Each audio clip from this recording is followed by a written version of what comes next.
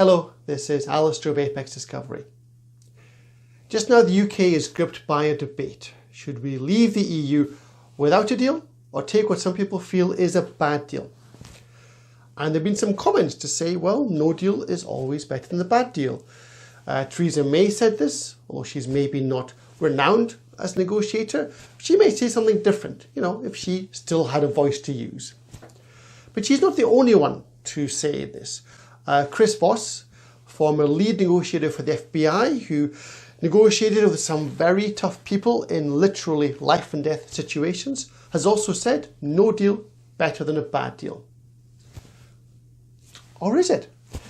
Well, in a 4-minute video, I have no illusions that I can resolve Brexit. That would take at least 5.5, maybe 6 minutes, but it's useful to test the idea of no deal versus a bad deal. I used to negotiate a lot. I run negotiation workshops, and this question often comes up. So one negotiation I'll always remember is when I was early on. I just started to negotiate, and this was an important bid for a material my company was buying. So I had my little checklist of kind of arguments and structure and things to use in negotiation against a supplier with the highest price by far. I started to use my arguments, and he just cut right through and said, this isn't your market, this is my market. You'll pay the price on the material goes to your competitor tomorrow. And he also used a word for added emphasis.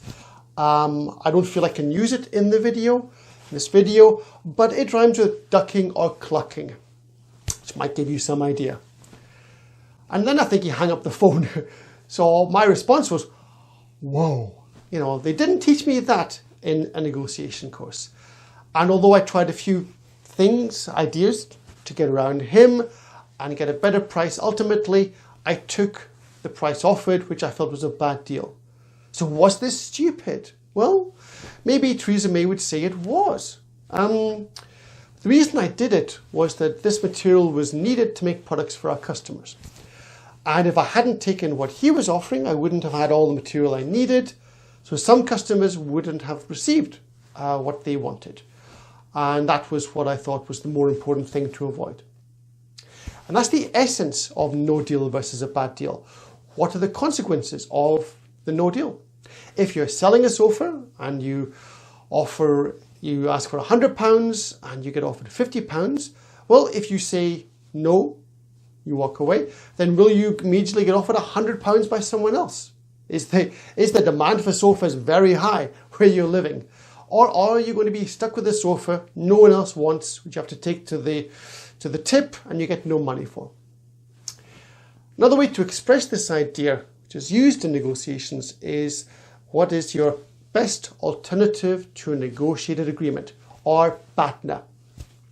If you have a strong BATNA, you're less likely to concede things and you're more happy just to walk away.